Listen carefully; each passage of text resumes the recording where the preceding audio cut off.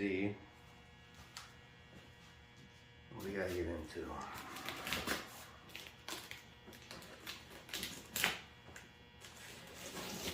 It's like the best $12 I spent, but they're probably like 20 now.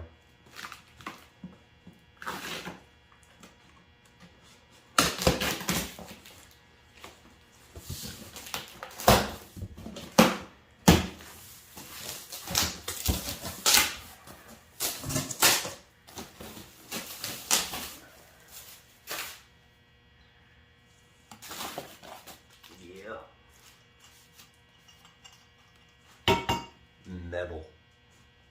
Let me get all this out of the box. Let's see what we gotta do. This will be my nails on the chalkboard until I get it out, which it's sealed. And then painted on the inside of that one. That side we just said screw it. But yeah, it's solid and I can't get whatever's in there rattling out. So we gotta drill that out of our rain stick. Alright, so that's what we got. A whole lot of parts. And yeah, shouldn't be too big a deal. Man find parts, man make parts work.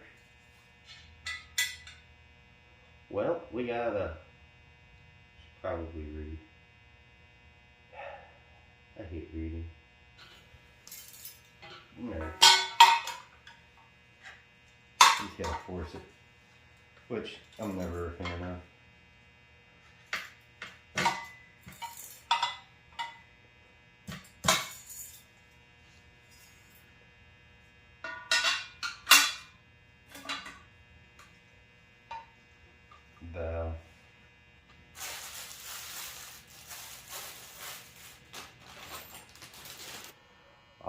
Take time and lay out your hardware as you go. That's the only reason I'm back. 3 hours. Need some extra parts, hardware later. That's what you get. Just in case you thought I was joking, these really are our extra parts. I don't know where these belong. So, let's see if it works. Alright, well I guess it's literally going to work or it's not. One of the two. I feel like that's pretty... Oh yeah, I forgot. I still gotta tighten my handle up. Oops. Let's just see if it works.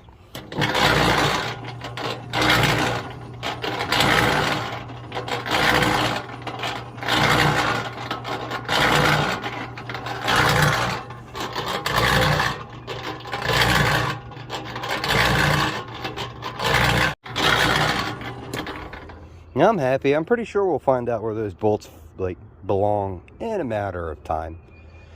Let's use it now. Good morning, beautiful people.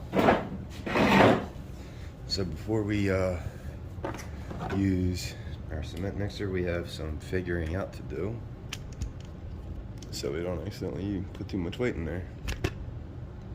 So what I've been able to find out is that for a 94-pound bag of so first off, the mixer can hold 3/4 of a gallon of water, 1 scoop of cement, 3 scoops of aggregate with a number 3 shovel. What I've been able to find out is about 94-pound bag of cement will cost about 5 to 6 shovels of a number 3. So we had to do the math to figure out what that weight is, and then we also, what I was able to figure out for the aggregate, it's about 100 to 120 shovels per tonnage of aggregate. So what we'll do is we'll play this on the high side just for, I'm not sure why I want to do it on the high side. Do we want to do it on the high side or the low side? Because the more shovels, scoops we do, the less weight per shovel, which would mean the safer it is for the drum. So yeah, we're going to use the higher side of the numbers, okay? So to figure this out, what we are going to do is take 94, divide that by 6, that gives us 15. So that means we can put down 15 pounds right here, plus, now a ton is 2,000, divided by 120, gives us 16. So that gives us 30 pounds of substrate on 3/4 of a gallon of water. A gallon of water is like 7.414 pounds, so roughly 3/4 would probably be about 6. So about 36 pounds. Now, one thing that I did read on the site is that an 80-pound bag will be about the max that it could do, although when I do the math on it, for what the instructions say, it cuts that in more than half. It said 80 pounds is about the max, so if we look at 36 and 36, that's a little bit less than 80, which would be the max, and it looks like it cut that in half for safety reasons on the instructions provided. So maybe understanding real world tells me I can go up to 80 pounds, and we can go with that from there, or maybe we should just go with around 50 pounds for our goal. Now I gotta figure out how to weigh out 50 pounds of shit. So I was trying to take the camera outside with me, but it's just way too windy for me to do that. So what we're going to do is I'm going to do a 2-part manure in the 5-gallon bucket to a 1-part vermiculite and hardwood sawdust to it. And if you don't know why I use hardwood sawdust, I get interesting text messages when I do. So that's why. Go watch our previous video. So, one of our previous videos. So the first thing first is I'm going to add the vermiculite and the hardwood sawdust to the 5-gallon bucket and see how much we get.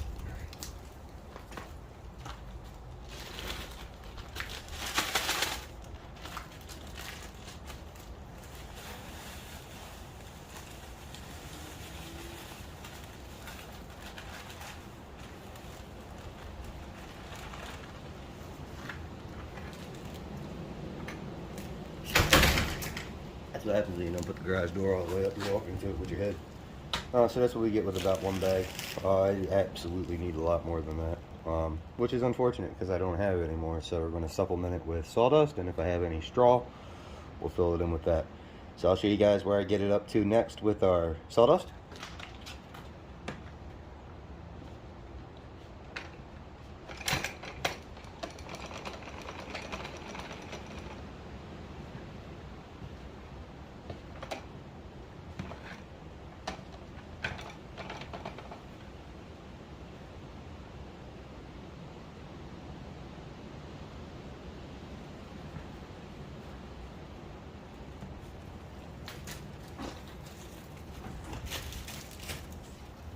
Alright.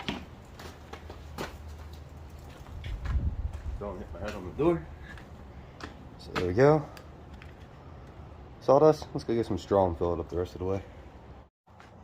It seems I should have went to the store this morning because I don't even have any straw. So we're just using manure, sawdust, vermiculite, and what's in my pocket. Let's get our first bucket in.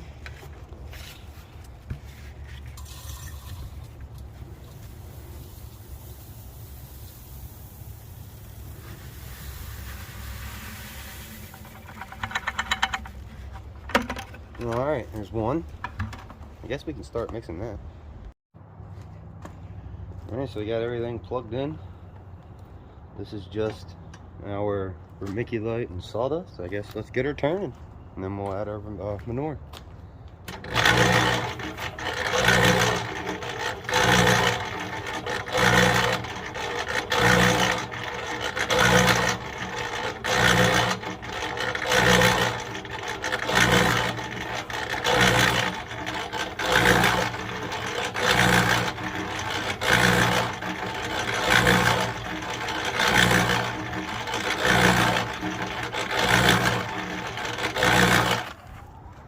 Alright guys, so we've had it running for a while. As you see, it's breaking up the sawdust. But I probably should have put it in a little bit drier. It seems it got wet last night. Happens. So here we'll just knock it off the bottom and turn it back on and let it keep spinning. It's been only running for about a minute, maybe 2.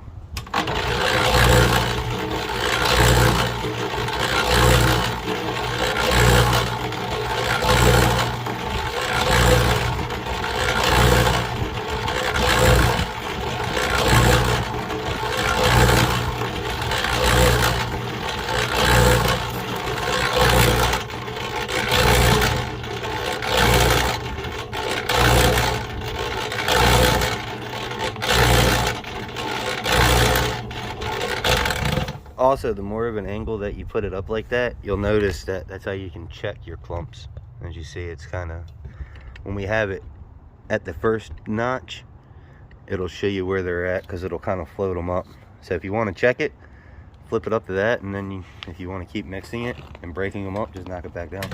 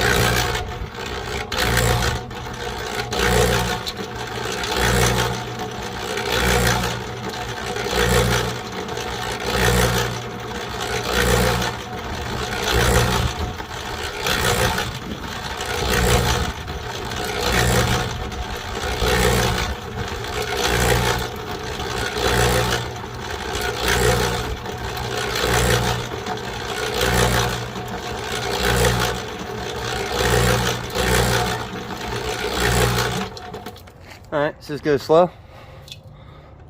And as we get weight into it, it has a harder time. Maybe we should put the manure in first next time.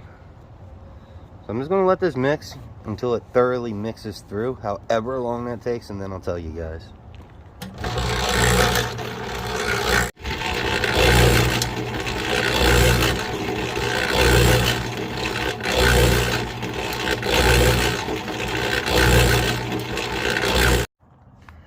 Alright, so it was overloaded by that much.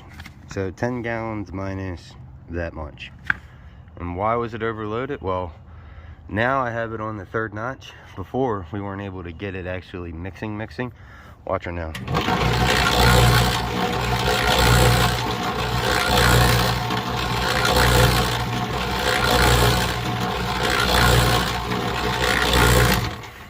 That's a good mix. So let's put our additive in, and then I'll see you in a second.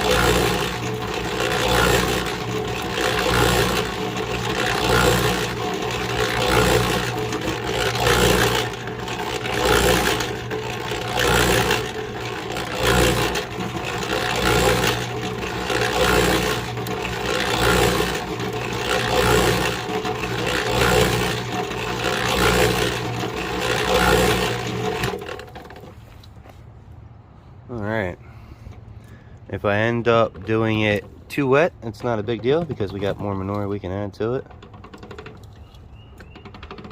One thing I'd like to see a little better is that stuff off the bottom come off. So maybe I'll, I don't know, I might make some kind of contraption with like a rubber foot that I can just stick in here from the ground that constantly scrapes the very, very center of the bottom. That way the outside riggers don't cause problems, because see, the very bottom of it's not getting pulled off.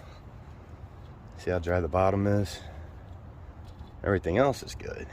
And now that I did that, it should start it to collecting the water, but I really don't want to have to do that. It's kind of the point of getting this, is to make it easier.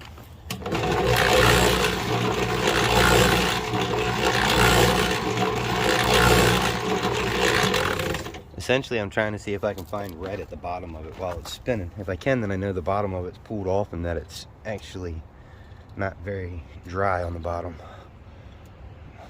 See, like that, it means it's mixed in real good. But keep going. Is the other side like that?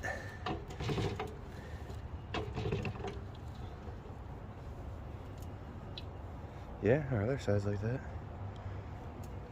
Alright, so I'm going to let it run for about 10 minutes, and then we'll see what our field capacity is.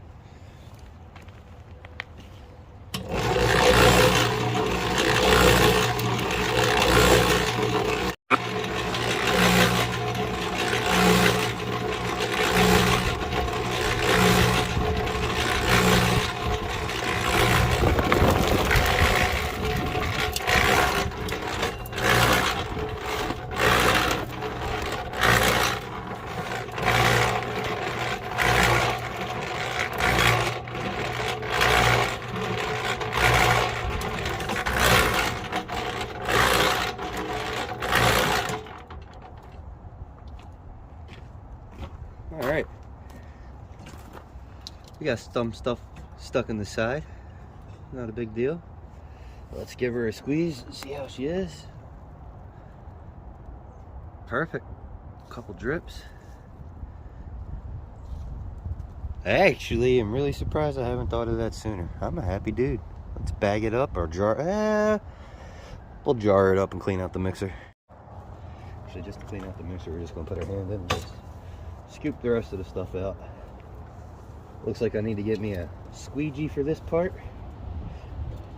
Actually, I'm not worried about that. What am I doing?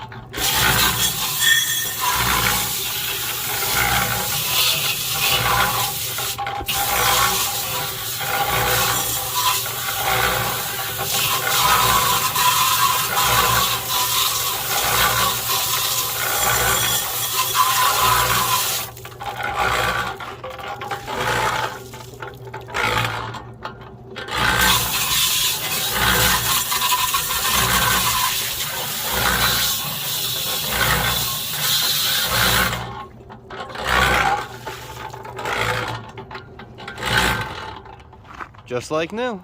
So now what we'll do is take it and let her dry out just like that. Let's go jar up our substrate. Keep working. 2-hour pasteurization later, we have some jars. I have a lot more than 5 jars, but I'm like, there's no reason to carry the video on because the point of it was the mixer. And it's at this point in time, I'd like to thank you for your time. It's all we have. It does not exist. Much love and stay chubby, friends. I love you.